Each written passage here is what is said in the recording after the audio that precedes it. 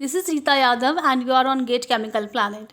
I would like to thank all the students who subscribed my channel and I welcome all of you on Gate Chemical Planet.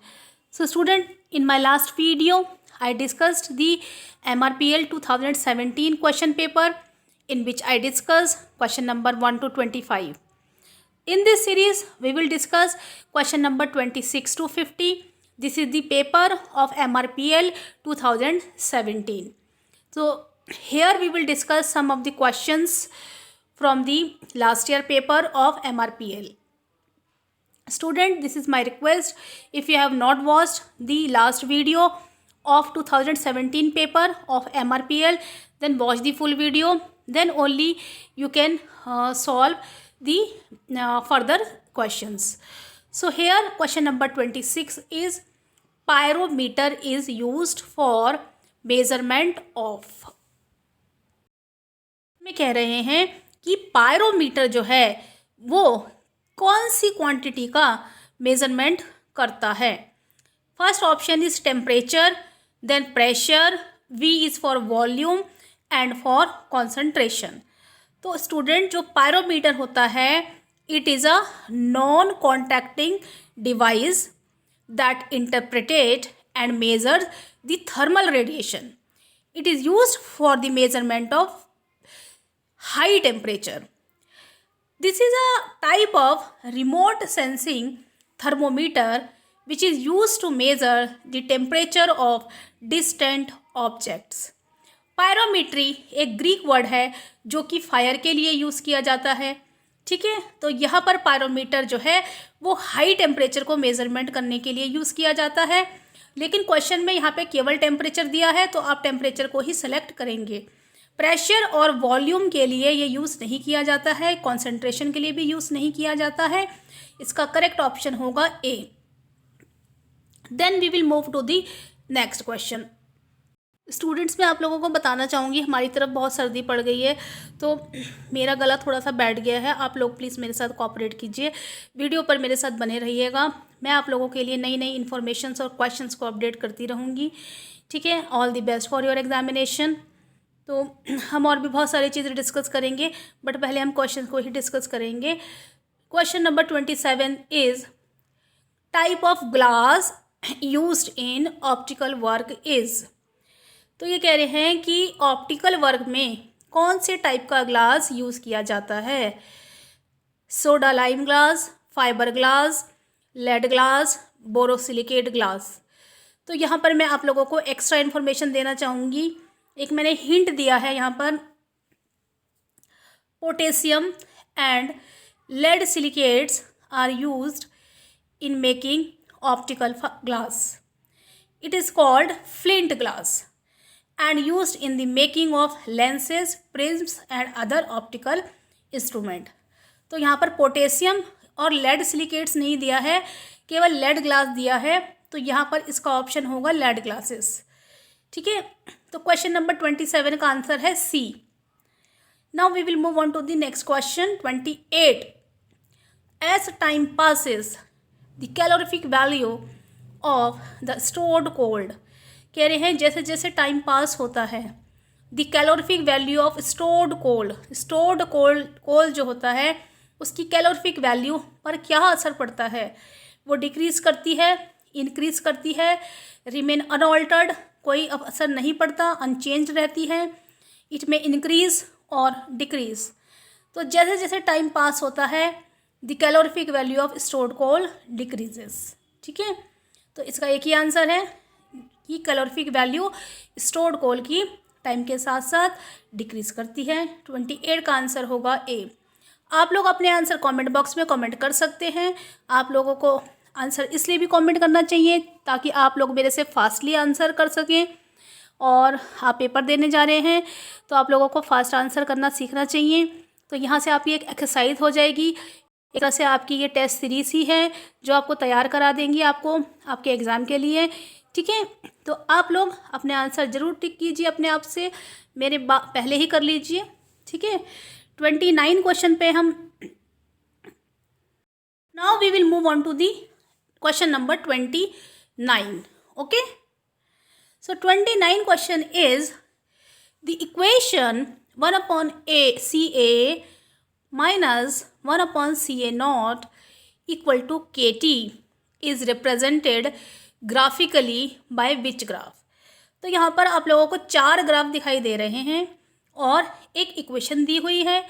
पूछा गया है कि इस equation को graphically कैसे represent करेंगे। अगर आपको कोई भी इक्वेशन दी जाती है तो मैंने यहाँ पे आपको एक हिंट दिया है।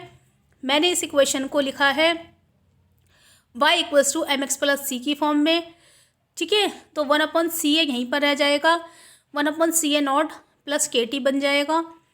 और अगर हम x एक्सिस पर देखें और y एक्सिस पर देखें तो x एक्सिस पर हमारा टाइम t आएगा स्मॉल t, y एक्सिस पे हम 1 अपॉन सी ए लेंगे।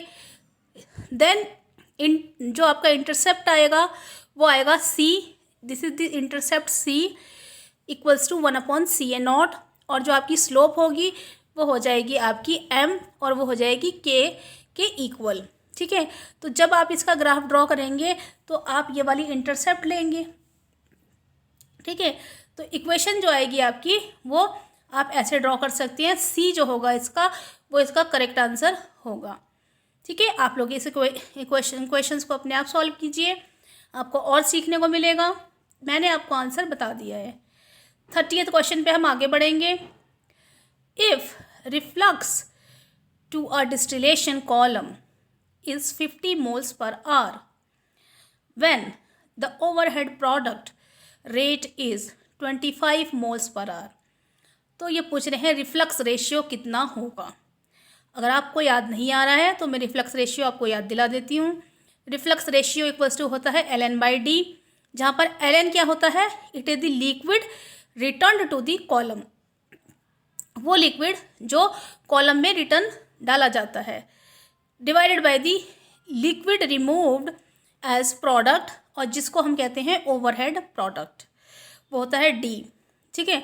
तो जब आप दोनों की वैल्यूज़ पुट करेंगे, क्योंकि यहाँ पर reflux to the distillation column दिया गया है, कितना लिक्विड हम रिफ्लक्स कर रहे हैं डिस्टिलेशन कॉलम को, it is 50 moles per hour given. Overhead product दिया है 25 मोल्स पर आवर, तो डी की वैल्यू हो गई 25 मोल्स पर आवर, तो रिफ्लक्स रेशियो आ जाएगा 2। मेरा तो 2 आ रहा है, ये बिल्कुल करेक्ट ऑप्शन है। आप लोग भी चेक कीजिए आपका क्या आ रहा है आंसर, ठीक है। अब हम बढ़ते हैं नेक्स्ट क्वेश्चन की तरफ। तो नेक्स्ट क्वेश्चन जो हमारा है वो होगा question number 31। Relative humidity is equal to which option. आपको ऑप्शन दिए गए हैं P divided by P minus PW, PW divided by P naught W, P minus PW upon P naught W और P माइनस PW। तो यहाँ पर हम सबसे पहले ये देखेंगे कि यहाँ पर P क्या है। जो P है आपका वो है टोटल प्रेशर, PW है आपका partial pressure of the water, P naught W is the partial pressure of water at saturation. तो स्टूडेंट रिलेटिव ह्यूमिडिटी की जो आपका फॉर्मूला होता है वो होता है partial pressure of water divided by the partial pressure of water at the saturation. तो इसका जो करेक्ट ऑप्शन है वो होगा आपका बी ऑप्शन करेक्ट होगा, PW divided by the P naught W। Okay, now we will move on to the question number 32। Which statement, यहाँ पर स्टेटमेंट होगा ये, ठीक है, मैं लिख देती हूँ यहाँ पे, इट इज़ स्टेटमेंट, ठीक है, ये होगा आपका स्टेटमेंट। स्टेटमेंट की बात हो रही है। इज करेक्ट, कौन सा स्टेटमेंट करेक्ट है। For ion exchange chromatography is an excellent method for, कह रहे हैं आयन एक्सचेंज क्रोमेटोग्राफी के बारे में कौन सा स्टेटमेंट करेक्ट होगा। Iron exchange chromatography is an excellent method for the concentration of ions from wastewater, separation of ions from wastewater, the concentration and the separation of ions from the wastewater, and none of these। तो यहाँ पर जो ion exchange chromatography होती है वो एक बहुत ही excellent method होती है concentration and separation of ions from the waste water. तो ये आंसर आपको पता होना चाहिए, बहुत इजी क्वेश्चन हैं ये दोनों, ठीक है। अब हम बढ़ेंगे आगे। Question number 33, which of the following equation is correct from the diagram.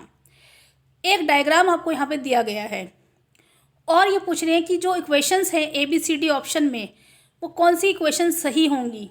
ठीक है, तो यहाँ पर देखो आपको टी, स्मॉल टी जो दिया है वो थिकनेस दी है, डी आई जो आपको दिया है वो है इनर डायामीटर, डी नॉट आपको दिया गया है आउटर डायामीटर। ठीक है, तो यहाँ पर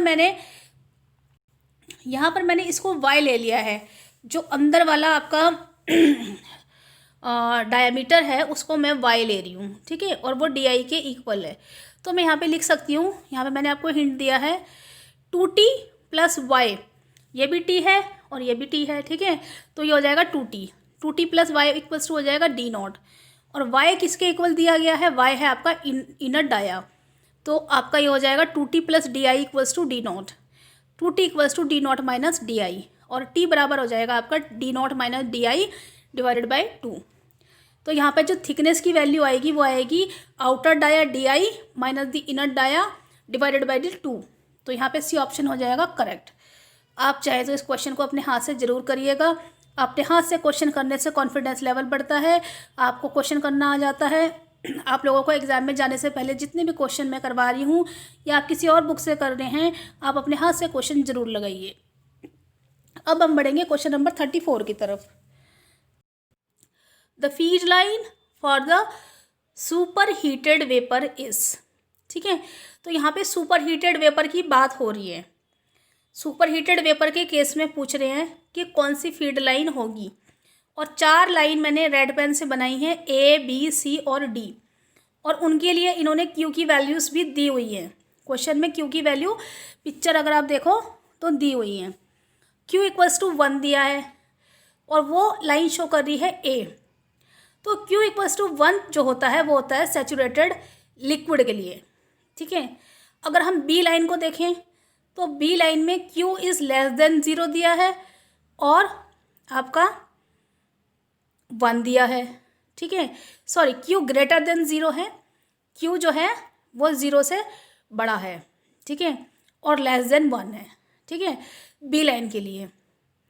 इसी तरह से अगर हम इस वाले चीज़ को देखें तो ये किसके लिए शो करता है, ये लिक्विड प्लस वेपर यानी कि मिक्सचर के लिए होता है। तो ये बी लाइन तो नहीं होगी, ये मिक्सचर के लिए होगी। इसी तरह से सी अगर हम देखें, जो आपकी फीड लाइन सी है उसमें दिया है Q इक्वल्स टू 0, तो Q इक्वल्स टू 0 हो जाएगा सैचुरेटेड वेपर्स के लिए। और Q इज़ लेस देन 0, जो आपका डी लाइन दी है फीड लाइन उसमें कह रहे हैं Q इज़ लेस देन 0। तो जो Q इज़ लेस देन 0 होता है वो होता है सुपर हीटेड वेपर्स के लिए। तो यहाँ पे आपका जो करेक्ट ऑप्शन निकल के आएगा वो हो जाएगा डी। जो आपकी लाइन डी होगी वो रिप्रेजेंट करेगी सुपर हीटेड वेपर को। तो feed line for super heated vapour हो जाएगी डी वाली लाइन, जिसके लिए Q इज़ लेस देन 0 होगा। ठीक है, आप इसको एग्ज़ाम के लिए बिल्कुल याद करके जाइए। आपको लाइंस दे सकते हैं या फिर Q की वैल्यू पूछ लेंगे कि Q की वैल्यू कितनी होगी, तो ये सारी वैल्यूज़ आप लर्न कर लीजिए। ठीक है, और अगर कहीं पे आपको नहीं मिल रही है तो यहाँ पे मैंने आप लोगों के लिए लिख दिया है, आप यहाँ से याद कर सकते हैं। ठीक है, now we will move on to the next question. The following physical change involves. Water solid है और वो चेंज हो रहा है वाटर लिक्विड में, और उसका टेम्परेचर 0 डिग्री सेल्सियस से 5 डिग्री सेल्सियस बढ़ रहा है। ये 2 बात इन्होंने कही हैं क्वेश्चन में, और पूछ रहे हैं sensible heat only, latent heat only, sensible and latent heat both, neither latent और नॉट सेंसिबल। तो कह रहे हैं the following physical change involve. जो ये इन्होंने कंडीशन रखी है उसके लिए पूछ रहे हैं कि यहाँ पे केवल लेटेंट हीट चेंज हो रही है, सेंसिबल हीट हो रही है, या लेटेंट हीट और सेंसिबल हीट दोनों ही रिस्पॉन्सिबल है जो ये फिजिकल चेंज हो रहा है। तो सबसे पहले तो हम देखेंगे कि हमें याद नहीं आ रहा है कि हम लेटेंट हीट और सेंसिबल हीट को कैसे रिप्लाई करें। ठीक है, तो अगर आपको याद नहीं है तो मैं आपको याद दिला देती हूँ कि जब आपका कोई सॉलिड किसी लिक्विड में चेंज होता है या लिक्विड वेपर में चेंज होता है तो वो होता है फिजिकल चेंज, यानी कि उसकी फिजिकल स्टेट में चेंज हो रहा है, वो पहले सॉलिड था, फिर लिक्विड बना जब आपने उसका टेम्परेचर इंक्रीज़ किया।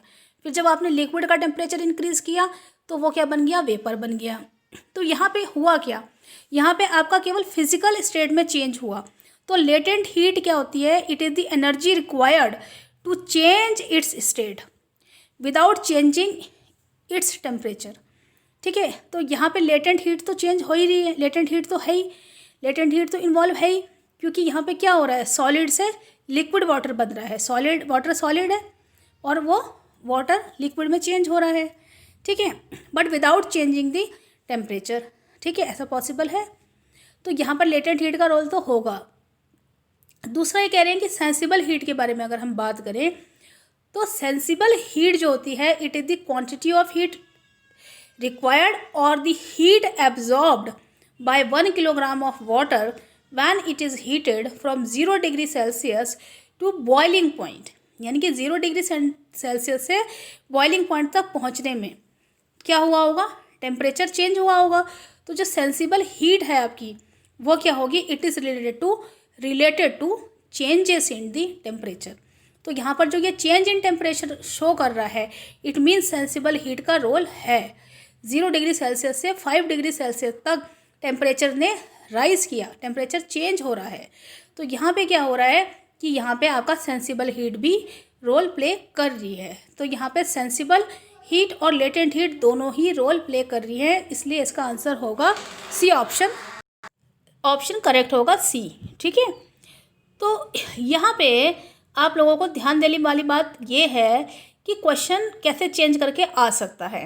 क्वेश्चन में केवल अगर ये दिया होता कि वाटर सॉलिड से वाटर लिक्विड बन रहा है तो आप केवल लेटेंट हीट रिस्पॉन्सिबल मानते, लेटेंट हीट वाले ऑप्शन पे आप करेक्ट करते।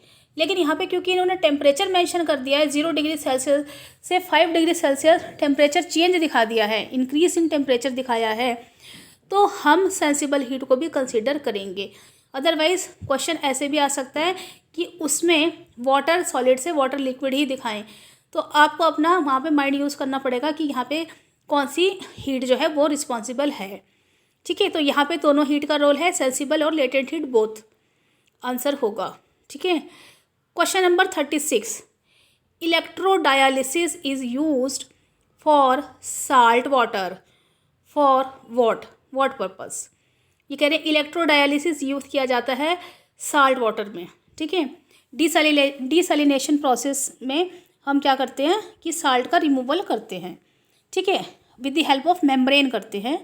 तो यहाँ पे ऑप्शन ए है increase in concentration of ions, B option कह रहा है decrease in concentration of ions, और कह रहे हैं रिमूवल ऑफ आयंस। ठीक है, रिमूवल ऑफ आयंस यानी कि आयंस जो होंगे वो बिल्कुल ही रिमूव हो जाएंगे। ठीक है, और एक में कह रहे हैं decrease in concentration of ions, यानी कि डिक्रीज तो होंगे पर पूरी तरह से रिमूव नहीं होंगे। तो सी ऑप्शन को पढ़ना बहुत ज़रूरी है। सी ऑप्शन कह रहा है रिमूवल ऑफ आयंस, यानी कि जो आयंस हैं वो कौन से हैं, साल्ट के आयंस हैं, तो वो क्या करेंगे, वो बिल्कुल रिमूव हो जाएंगे। तो देखो बिल्कुल 100% तो नहीं कहेंगे कि रिमूव हो जाएंगे, बट ये कह सकते हैं कि decrease in concentration of ions होगा। ठीक है, तो इलेक्ट्रोडायलिसिस अगर आपको याद नहीं आ रहा है तो यहाँ पे मैंने हिंट दिया है कि इलेक्ट्रोडायलिसिस में हम बेसिकली करते क्या हैं। Electrodialysis is used to transport salt ions का ट्रांसपोर्ट करता है इलेक्ट्रोडायलिसिस प्रोसेस। और ये साल्ट आयन कहाँ प्रेजेंट होते हैं, it is present in the salt water. ठीक है, साल्ट वाटर में जो आयंस प्रेजेंट होते हैं, साल्ट के आयंस प्रेजेंट होते हैं, उनको ट्रांसपोर्ट करता है थ्रू आयन एक्सचेंज मेम्ब्रेन। और किसकी हेल्प से करता है, आयन एक्सचेंज मेम्ब्रेन की हेल्प से करता है, under the influence of an applied electric potential difference to get dilute water, the water free from the salt. ये होता है डिसैलिनेशन प्रोसेस। ठीक है, इलेक्ट्रोडायलिसिस बोलते हैं। तो यहाँ पे क्या हो रहा है कि यहाँ पे आप जो पानी मिला अब वो साल्ट फ्री होगा। तो यहाँ पे क्या होता है कि decrease in concentration of ions होता है। ठीक है, एक तरफ आपका जो साल्ट की कॉन्सेंट्रेशन थी वो डिक्रीज़ करती है। ठीक है, तो इसका आंसर होगा बी ऑप्शन करेक्ट। आप लोग अपने आंसर कमेंट बॉक्स में कमेंट जरूर कीजिएगा उससे आपका कॉन्फिडेंस लेवल हाई होगा और आपको लगेगा कि आपकी तैयारी सही चल रही है, आपको अच्छा लगेगा, आपकी एक तैयारी हो जाएगी। एक तरीके की टेस्ट सीरीज़ आप कर रहे हैं, फ्री टेस्ट सीरीज़ जो कि हम आपको प्रोवाइड कर रहे हैं आपकी हेल्प करने के लिए, आपके पेपर की तैयारी करने के लिए आप यहाँ से हेल्प ले सकते हैं। ठीक है, आप वीडियो पर बने रहिएगा अंत तक, आगे के क्वेश्चंस और ज़्यादा इंटरेस्टिंग होने वाले हैं, तो मेरे साथ बने रहिएगा। ठीक है, तो अब हम क्वेश्चन नंबर 37 की तरफ बढ़ेंगे। In industrial waste water treatments coagulants are used for removal of what. कह रहे हैं कि जो इंडस्ट्रियल वेस्ट वाटर ट्रीटमेंट होता है उसमें हम कॉगलेंट्स का यूज़ करते हैं। तो ये जो कॉगलेंट्स है ये किसका रिमूवल करता है? जो ये कॉगलेंट्स होते हैं ये डिज़ोल्व्ड सॉलिड को रिमूव करते हैं, अनडिज़ोल्व्ड सॉलिड को रिमूव करते हैं, कोलॉइडल सॉलिड्स को करते हैं, या नन ऑफ दीज। तो बेसिकली जो ये कॉगलेंट्स होते हैं ये डिज़ोल्व्ड सॉलिड जो होते हैं उनको रिमूव करते हैं। बहुत ही आसान क्वेश्चन पूछा है, इस तरह के क्वेश्चन रिपीट होने के चांसेस कम ही रहते हैं, लेकिन फिर भी आपको जनरल नॉलेज के लिए, बेसिक नॉलेज के लिए इस तरीके के क्वेश्चंस का आंसर याद होना चाहिए कि बिल्कुल आपको एक्यूरेटली पता होना चाहिए। डिज़ोल्व्ड सॉलिड होता है इसका आंसर, ए ऑप्शन करेक्ट होगा। ठीक है, 38 question number, which of the following elements present in fuel oil is not combustible. कह रहे हैं कि ऐसा कौन सा एलिमेंट है इन चारों एलिमेंट्स में से जो फ्यूल ऑयल में प्रेजेंट तो होता है बट नॉट कंबस्टिबल। ठीक है, कंबस्टिबल प्रोडक्ट, कंबस्टिबल एलिमेंट नहीं होता। तो देखो स्टूडेंट्स, अगर हम कंबस्टिबल मटेरियल्स की बात करें और यहाँ पे फ्यूल ऑयल की ही बात करेंगे क्योंकि फ्यूल ऑयल इन्होंने पूछा है, तो यहाँ पे कार्बन, सल्फर और हाइड्रोजन, ये जो तीनों एलिमेंट्स हैं, ठीक है, they are present in fuel oils and they makes the fuel oil combustible. ये लोग क्या करते हैं, तीनों elements, these elements like sulfur, hydrogen and carbon present in the fuel oil makes the fuel oil combustible। But अगर हम oxygen की बात करें, ऑक्सीजन क्या करता है, जलने में हेल्प तो करता है बट ये फ्यूल ऑयल को कंबस्टेबल नहीं बनाता। Oxygen support the process of combustion though it does not burn, it's an oxidizer. ये क्या होता है, एक ऑक्सीडाइज़र होता है और ये खुद बर्न नहीं होता, केवल सपोर्ट प्रोवाइड कराता है oxygen in the process of combustion. तो ये जो फ्यूल ऑयल में अगर प्रेजेंट भी है तो it is not a combustible. Okay, so इसका जो आंसर है वो मेरी तरफ से ऑक्सीजन है। आप लोग अपना आंसर कमेंट करिए और देखिए कि इसका आंसर क्या होगा। इस तरीके के क्वेश्चन आने की बहुत ज़्यादा पॉसिबिलिटीज़ होती है, तो आप कोई भी और भी सिलेक्ट कर सकते हैं, कोई और अपना ऑयल सिलेक्ट कर सकते हैं। उसके लिए उसका कॉम्पोजिशन देख सकते हैं और ये देख सकते हैं कि उसमें कौन सा मटेरियल होगा, ऑप्शन में दिया है जो कि कंबस्टेबल होगा और जो कंबस्टेबल नहीं होगा। ठीक है, इस तरीके के क्वेश्चन रिपीट हो सकते हैं। Which of the following element present in fuel oil is not combustible, तो मेरा आंसर होगा ऑक्सीजन। ठीक है, 38 का आंसर है D. Now we will move on to the next question. ठीक है, question number 39, what happens during a combination reaction। कह रहे हैं एक कॉम्बिनेशन रिएक्शन जब होती है तो क्या होता है, a molecules break down into smaller molecules. एक मॉलिक्यूल टूट जाता है स्मॉलर मॉलिक्यूल्स में, या फिर species molecular configuration changes only. Species का मॉलिक्यूलर कॉन्फ़िगरेशन जो होता है केवल वो चेंज होता है। ठीक है, यानी कि मॉलिक्यूल्स का जो है वो मॉलिक्यूलर कॉन्फ़िगरेशन चेंज होता है। और कह रहे हैं कि टू और मोर मॉलिक्यूल्स कंबाइन, दो या दो से ज़्यादा मॉलिक्यूल्स कंबाइन करते हैं। डी ऑप्शन में कह रहे हैं नन ऑफ दीज। तो जिन स्टूडेंट को कॉम्बिनेशन रिएक्शन के बारे में याद नहीं आ रहा है उन लोगों को मैं बताना चाहूँगी कि आपका एक रिएक्टेंट ए और रिएक्टेंट बी दोनों कंबाइन करते हैं और वो बना लेते हैं एक सिंगल प्रोडक्ट ए बी। तो ये रिएक्शन होती है कॉम्बिनेशन रिएक्शन। या फिर more than two types of reactant can also react, A plus B plus C भी मिलेंगे बट वो एक सिंगल प्रोडक्ट ही बनाएंगे, ए बी सी टाइप का कोई सिंगल प्रोडक्ट बनाएंगे। तो कॉम्बिनेशन रिएक्शन की जो डेफिनेशन होती है वो ये होती है कि व्हेन टू और मोर than two molecules combine to form a single product, then it is a combination reaction. तो कॉम्बिनेशन रिएक्शन का एक बहुत ही सिंपल एग्जांपल है कि CaO कैल्शियम ऑक्साइड, जिसको हम कहते हैं क्विक लाइम, ये होता है सॉलिड स्टेट में और ये वाटर के साथ लिक्विड स्टेट में रिएक्ट करता है. वाटर होता है लिक्विड स्टेट में, तो ये दोनों जब रिएक्ट करते हैं तो हमें मिलता है CaOH whole twice. Aqueous state में मिलता है, इसको हम कहते हैं स्लेक्ट लाइम. और बहुत ही हाई अमाउंट में हीट जो होती है वो इवॉल्व होती है. तो जो कॉम्बिनेशन रिएक्शंस होती हैं वो एक्सोथर्मिक रिएक्शंस होती हैं, क्योंकि एक्सोथर्मिक रिएक्शन इसलिए है क्योंकि यहाँ पे हीट इवॉल्व हो रही है. जब रिएक्टेंट्स रिएक्ट कर रहे हैं और प्रोडक्ट बना रहे हैं तो हीट जो है वो इवॉल्व हो रही है. और जो ये स्लेक्ट लाइम होता है ये कहाँ पे यूज़ होता है? It is used in the white washing. तो कॉम्बिनेशन रिएक्शन के बारे में मैंने आप लोगों को बता दिया है क्या होती हैं. तो यहाँ पे इसका करेक्ट ऑप्शन होगा कॉम्बिनेशन रिएक्शन जब होती है तो क्या होगा? 2 और more molecules combine to form a single product. ठीक है, तो कंबाइन तो करेंगे ही. ठीक है, इसका ऑप्शन है आपका C. Now we will come on question number 40. Slugging is term used in. कह रहे हैं स्लगिंग का जो टर्म है वो कहाँ पर यूज़ किया जाता है? पैक्ड बेड में, फ्लूइडाइज्ड बेड में, डिस्टिलेशन कॉलम में या फिर क्लैरिफायर में. तो स्टूडेंट यहाँ पे अगर हम आंसर छांटना जाएँ तो डिस्टिलेशन कॉलम में तो स्लगिंग हमने नहीं पढ़ा. ठीक है, मैंने नहीं पढ़ा और आपका मुझे अब आइडिया नहीं है. ठीक है, स्लगिंग वर्ड जो है वो डिस्टिलेशन कॉलम में नहीं सुनने में मिलता और क्लैरिफायर में भी नहीं मिलता. ठीक है, पैक्ड बेड में आपको लग सकता है कि स्लगिंग होती है, बट हाई वेलोसिटी की वजह से इसमें भी स्लगिंग तो नहीं होती. फ्लूइडाइज्ड बेड जो है, फ्लूइडाइज्ड बेड में स्लगिंग वर्ड हमने पढ़ा है, सुना है, देखा है. ठीक है, और जो ये स्लगिंग होती है ये बेसिकली स्लगिंग का मतलब क्या होता है? When size of bubble is greater than 1/3 of the diameter of the bed, bed मतलब fluidized bed, then the rise velocity वो वेलोसिटी जिससे वो बबल उड़ रहा है, ऊपर आ रहा है, rise velocity is controlled by equipment and the bubbles become slugs of gas. और जो ये स्लगिंग होती है it leads to large pressure fluctuations and vibrations. तो स्लगिंग की वजह से क्या हो रहा है? स्लगिंग कब हो रही है? जब आपके बबल का जो साइज़ है greater than the 1/3 of the diameter of the fluidized bed होता है.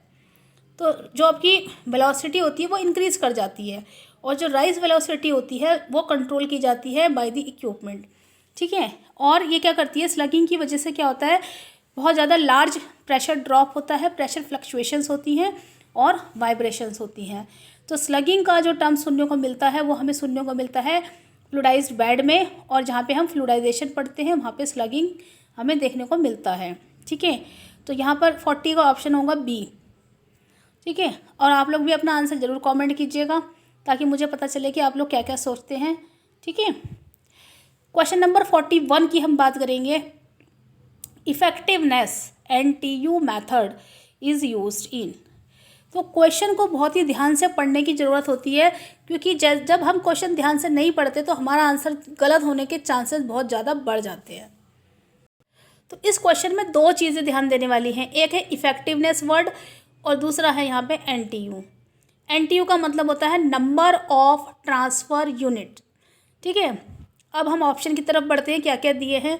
हीट एक्सचेंजर, इवापोरेशन, डिस्टिलेशन और एब्जॉर्प्शन कॉलम. तो हम यहाँ पे दो हमारे ऐसे प्रोसेस हैं, एब्जॉर्प्शन कॉलम और हमारा हीट एक्सचेंजर, जिसमें हमें NTU मेथड देखने को मिलता है. लेकिन यहाँ पे इफ़ेक्टिवनेस NTU की बात कर रहे हैं.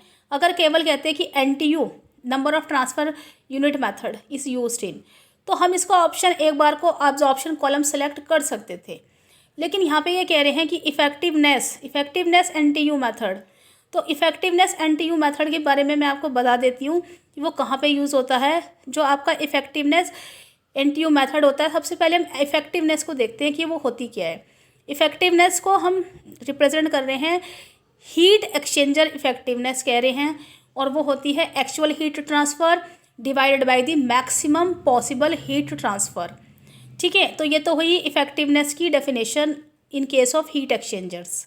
और ये जो ई होता है आपका, इसका एक फार्मूला होता है, it is equals to 1 minus epsilon exponential, sorry 1 minus exponential into minus NTU 1 plus capital R, और इसका पूरा ब्रैकेट बंद है ये, ठीक है, EXP जहाँ पे लिखा हुआ है, ठीक है, तो वो है एक्सपोनेंशियल 1/1 प्लस R। और व्हाट इज़ R हेयर?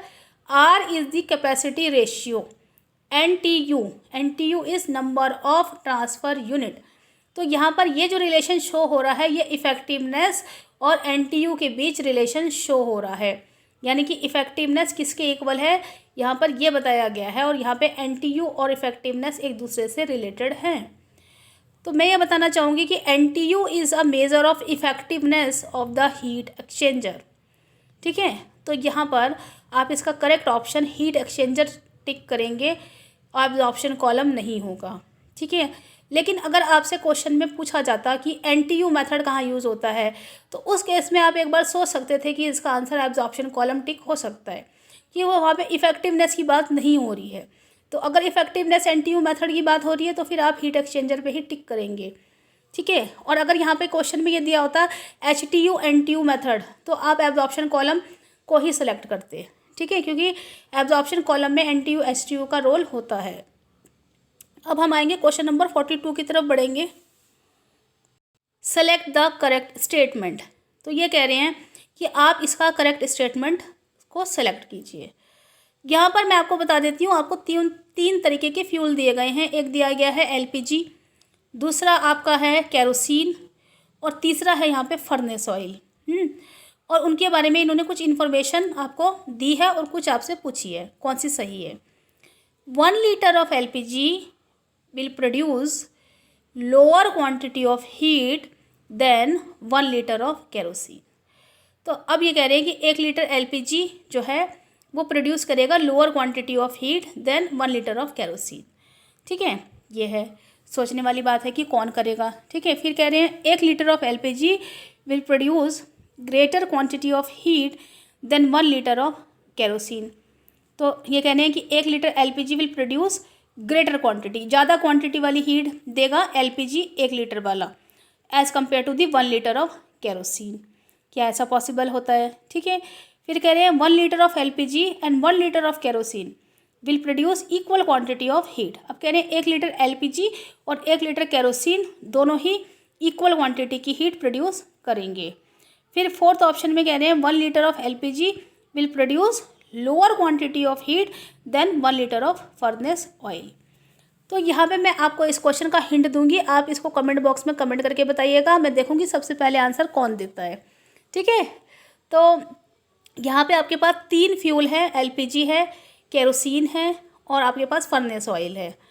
और आपको जो ऑयल मैं हिंट दे रही हूँ, जो ऑयल हल्का होगा, ठीक है, वो जल्दी जलेगा, ठीक है, वो बर्न जल्दी करेगा।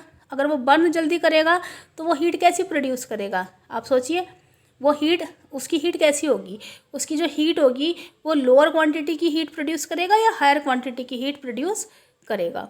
तो यहाँ पे जो फ्यूल हल्का होगा उसके बारे में सोचिएगा, ठीक है। फ्यूल जितना हल्का होगा वो उतनी जल्दी बर्न करेगा और उसकी जो क्वालिटी होगी वो ज़्यादा अच्छी होगी, ठीक है। तो आप इसका ऑप्शन मुझे बताइएगा क्या है, और फिर मैं आपको बताऊँगी इसका ऑप्शन क्या है।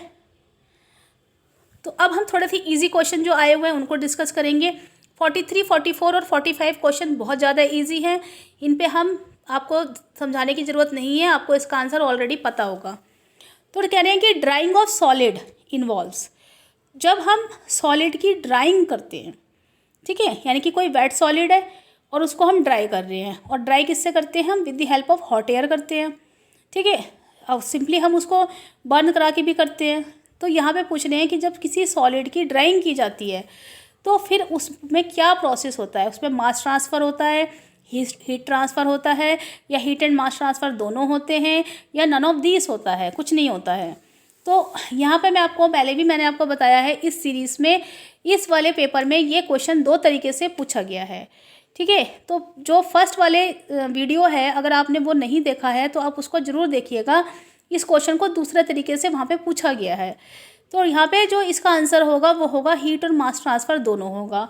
जब हम किसी वेट सॉलिड की ड्राइंग कराएंगे तो जो हम हॉट एयर यूज़ करेंगे उसका टेम्परेचर हाई होगा और जो मॉइस्चर रिमूव होगी वो लो टेम्परेचर पे रिमूव होगी।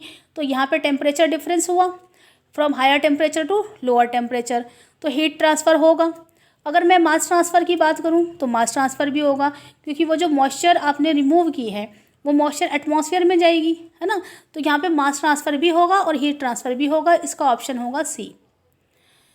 ठीक है, अब कह रहे हैं क्वेश्चन नंबर 44, ऑल फ्लूइड्स, जितने भी फ्लूइड्स हैं एक्सर्ट इक्वल प्रेशर, वो इक्वल प्रेशर एक्सर्ट करते हैं इन ऑल द डायरेक्शन, सभी डायरेक्शन में।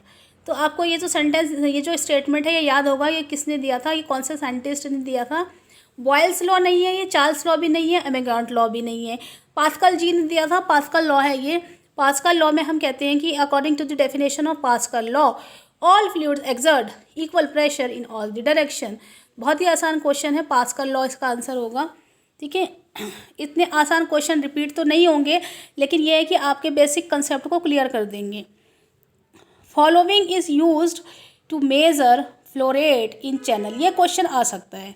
तो ऊपर वाले तो आसान है दोनों, ठीक है, लेकिन ये क्वेश्चन थोड़ा सा आपको अगर नहीं पता है तो मैं बता देती हूँ कि फ्लो रेट्स मेज़र करने के लिए, और वो भी कह रहे हैं चैनल में, यानी कि ओपन में। ओरिफिस मीटर, रोटामीटर की अगर मैं बात करूँ तो ये दोनों तो क्लोज सिस्टम के अंडर आते हैं। ठीक है, लेकिन अगर आपको ओपन के लिए, ओपन सिस्टम के लिए, चैनल्स के लिए फ्लो रेट मेज़र करना है तो नो डाउट इसके लिए आप वी नॉचेस यूज़ करते हैं। ठीक है, वेंचुरी मीटर भी यूज़ नहीं करते, वेंचुरी मीटर भी इसके लिए, चैनल्स के लिए यूज़ नहीं करते, वी नॉच हम यूज़ करते हैं। इसका आंसर होगा 45, आंसर ए करेक्ट होगा। Now we will move on to the next question. Hot wire anemometer is used to measure. जो आपका हॉट वायर एनीमोमीटर होता है वो क्या मेज़र करता है? It is use to measure what? Temperature, pressure, velocity of air, mass flow rate of water, water का mass flow rate. तो स्टूडेंट ये क्वेश्चन जो है ना, इस तरीके के क्वेश्चन जैसे पायरोनोमीटर हो गया, पायरोमीटर हो गया, एनीमोमीटर हो गया, ठीक है, इस तरीके के क्वेश्चंस आपके रिपीटेशन के चांसेस वाले होते हैं। ये क्वेश्चन कई बार और भी PSU एग्जामिनेशन में पूछे जाते हैं। बहुत अच्छे क्वेश्चन होते हैं और इनका आंसर बहुत आसान होता है। आप इसको बहुत ध्यान से देख लीजिए और इसके आंसर्स को याद कर लीजिए। ठीक है, मेरी तो आपको यही रहेगी सजेशन कि आप इसको याद ही करिए, क्योंकि ऐसे क्वेश्चन का आंसर देना आपके लिए आसान हो जाएगा पेपर में अगर इस तरीके के क्वेश्चन आते हैं। ठीक है, तो यहाँ पे मैं आपको बताती हूँ कि एनीमोमीटर बेसिकली होता क्या है। एनीमोमीटर जो कि हॉट वायर एनीमोमीटर होता है, it is a thermal transducer which is use to measure instantaneous flow velocity, और it is use to measure the velocity and the direction of the fluid. Fluid की velocity और fluid की direction अगर आपको measure करनी है तो हम इसका यूज़ करते हैं, हॉट वायर एनीमोमीटर का। ठीक है, it works on the principle of transfer of heat from high temperature to low temperature, यानी कि हीट ट्रांसफ़र के प्रिंसिपल पर यह वर्क करता है। तो hot wire anemometer is used for the measurement of the velocity of the air, सही होगा क्योंकि एयर फ्लूइड है और फ्लूइड की वेलोसिटी और डायरेक्शन को ये मेज़र करता है। टेम्परेचर प्रेशर को मेज़र नहीं करता, मास फ्लो रेट को तो बिल्कुल नहीं करता, तो मास फ्लो रेट और वाटर को भी नहीं करता। तो इसका आंसर होगा सी। इस तरीके के क्वेश्चंस आप ज़रूर देखिए, आ सकते हैं। पायरोमीटर, एनीमोमीटर, इस तरह के क्वेश्चन ज़रूर याद करिए आप। ठीक है, तो आप लोग अपना आंसर कमेंट जरूर करिए। अब हम बढ़ेंगे क्वेश्चन नंबर 49 की तरफ। क्वेश्चन नंबर 49 से बढ़ने से पहले मैं आप लोगों को ये बताना चाहूँगी कि मेरे जितने भी सीरीज़ बनाई हैं उस सब में जो क्वेश्चंस हैं वो आप उसको ज़रूर देखिए, उनके आंसर्स को याद कीजिए, लर्न कीजिए। ये जो सीरीज़ है ये आप लोगों के बेनिफिशियल के लिए ही हमने बनाई है, ताकि बच्चे इससे ज़्यादा से ज़्यादा सीख सकें। और इस समय लॉकडाउन में आप लोगों के पास थोड़ा सा अगर टाइम है तो आप उस टाइम को यूटिलाइज़ कीजिए और अपना एग्ज़ाम देने से जाने से पहले सीरीज़ को ज़रूर देखिए। उससे क्या होता है कि जब आप वीडियो देखते हो तो आपको उसके आंसर याद रहते हैं। मैंने कोई बात कही होती है तो वो आपको याद रहेगी। जब हम किसी से कम्युनिकेट करते हैं तो वो बातें हमें हमेशा याद रहती हैं। तो वीडियो देखने का मतलब केवल ये नहीं है कि हाँ वीडियो देख रहे हैं आप और उससे कुछ नहीं हो रहा है। वीडियो देखते हैं तो उससे क्या होता है कि हमें आंसर याद रहने की जो चांस होते हैं वो बढ़ जाते हैं। अपन लोग के टाइम पे इतना ज़्यादा नहीं था कि हम किसी का वीडियो देख सकें। हम पेपर देने जाते थे, हम लोग किताब से ही तैयारी करते थे, तो वो टाइम थोड़ा अलग था। अभी क्या हो गया है कि आप लोग के पास फैसिलिटीज़ है। अगर आपको कोई फैसिलिटीज़ दे रहा है फ्री ऑफ कॉस्ट तो आपको उसको देखने में कोई भी प्रॉब्लम नहीं होनी चाहिए। ठीक है, अब हम बढ़ेंगे क्वेश्चन नंबर 49 की तरफ। Heuristic rule is used in distillation, evaporation, crystallization, liquid liquid extraction. तो स्टूडेंट ये जो क्वेश्चन है इसका आंसर मैंने कई जगह देखा। ठीक है, तो इसका जो मोस्ट अप्रोप्रिएट आंसर है वो तो डिस्टिलेशन कॉलम ही है, क्योंकि डिस्टिलेशन कॉलम में हम क्या करते हैं कि मल्टी कंपोनेंट डिस्टिलेशन जहाँ पे यूज़ होता है तो वहाँ पे ह्यूरिस्टिक रूल यूज़ किया जाता है कैलकुलेशन को ईजी बनाने के लिए। लेकिन अगर मैं और प्रोसेसेस की बात करूँ, जैसे क्रिस्टलाइजेशन की बात करूँ या इवापोरेशन की बात करूँ, तो क्रिस्टलाइजेशन और इवापोरेशन दोनों प्रोसेस में ह्यूरिस्टिक रूल यूज़ किया जाता है। केवल लिक्विड लिक्विड एक्सट्रैक्शन में मैंने कहीं पे भी कोई रिसर्च पेपर में या कहीं पे भी मैंने नहीं देखा ह्यूरिस्टिक रूल का यूज़। अगर आपने देखा हो तो आप बताइएगा। अदरवाइज़ इवापोरेशन और क्रिस्टलाइजेशन में भी इसका यूज़ होता है। तो इसका आंसर वैसे तो ऑल ऑफ दी अबव होना चाहिए था। अगर लिक्विड लिक्विड एक्सट्रैक्शन ना दिया होता और ऑप्शन दिया होता ऑल ऑफ दी अबव, तो आप ऑल ऑफ दी अबव भी टिक कर सकते थे, क्योंकि ये क्रिस्टलाइजेशन में भी ह्यूरिस्टिक रूल यूज़ होता है, इवापोरेशन में भी यूज़ हो रहा है। रिसर्च पेपर आप देखेंगे तो उसमें वहाँ पे किया हुआ है। लेकिन यहाँ पे हमें मोस्ट अप्रोप्रिएट आंसर अगर सिलेक्ट करना होगा तो इसका आंसर होगा डिस्टिलेशन। डिस्टिलेशन कॉलम में definitely chemical engineers heuristic rule का यूज़ करते हैं। ठीक है, लेकिन यहाँ पे ऑल ऑफ दी अबव नहीं दिया है, इसलिए मैं इसका आंसर डिस्टिलेशन चूज़ कर रही हूँ। आप लोग इसको एक बार देखिएगा, मुझे कमेंट बॉक्स में बताइएगा कि मैम मैं जो कह रही हूँ वो सही है या नहीं, क्योंकि मैंने ये रिसर्च पेपर्स देखा हुए हैं। इवापोरेशन पे भी मैंने इसको लगाते हुए देखा है और क्रिस्टलाइजेशन पे भी देखा है, लिक्विड लिक्विड एक्सट्रैक्शन पे मैंने नहीं देखा है। और अप्रोप्रिएट आंसर मैं आपको इसका डिस्टिलेशन ही दूंगी। ठीक है, लेकिन ये और प्रोसेसेस में यूज़ होता है। तो यहाँ पे क्वेश्चन नंबर 50 की तरफ हम बढ़ेंगे। Fraass breaking length is used in case of bitumen, wax, nylon और सीमेंट। यहाँ पे 4 तरीके के आपको जो है वो दिए गए हैं। ब्यूटुमन क्या है? फ्यूल है। वैक्स है आपका सैंपल है, ठीक है। और ब्यूटुमन, वैक्स और प्रोडक्ट है, पेट्रोलियम प्रोडक्ट है, सॉरी ब्यूटुमन। और आपका वैक्स है, ठीक है। आपका सीमेंट दिया गया है, प्रोडक्ट है जो कि केमिकल प्रोडक्ट है। नाइलॉन है आपका, पॉलीमर है। ये 4 तरीके के आपको दिए गए हैं, डिफरेंट आपके सब्सटेंसेस दिए गए हैं, सॉरी प्रोडक्ट्स दिए गए हैं। वैक्स आपका प्रोडक्ट होगा, पेट्रोलियम प्रोडक्ट है। सीमेंट आपका केमिकल प्रोडक्ट है। नाइलॉन आपका पॉलीमर है, ठीक है। ब्यूटुमन जो है वो पेट्रोलियम प्रोडक्ट है, ठीक है। तो यहाँ पे ये कह रहे हैं कि जो फ्रेश ब्रेकिंग लेंथ होती है वो कौन से केस में यूज़ की जाती है? बिटुमन में की जाती है, वैक्स में की जाती है, नाइलॉन में की जाती है या सीमेंट में की जाती है? तो मैं आपको बता देती हूँ कि जो एक इक्विपमेंट होता है फ्रेश ब्रेकिंग पॉइंट इक्विपमेंट, उसको कहते हैं। This equipment is used to determine the breaking point of solid and semi solid bitumens. तो ब्यूटुमन के केस में क्या होता है कि फ्रेश ब्रेकिंग लेंथ का यूज़ किया जाता है और यहाँ पे चेक किया जाता है ब्रेकिंग ऑफ ब्यूटुमन, ठीक है। तो यहाँ पे इसका आंसर जो है वो ब्यूटुमन होगा। ब्यूटुमन के लिए ये टेस्टिंग की जाती है। अपरेटस का नाम है Fraass breaking point apparatus, okay. तो student here I try my best, I try my best to give the proper accurate answer so that you guys cannot be confused with proper explanation here. I'll try my best to give the answer of other series also. IOCL series I am going to start for the students, those who are going to appear in the IOCL examination, I think, which is going to be held on the 29th of November.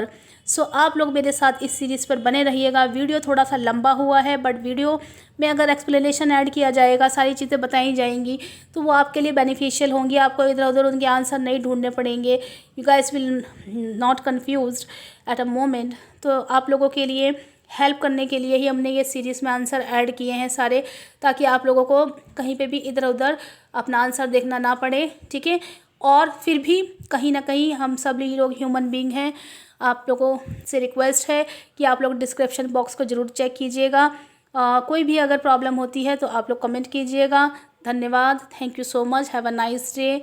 और gate chemical planet को subscribe कीजिएगा, share कीजिएगा। Thank you so much, have a nice day.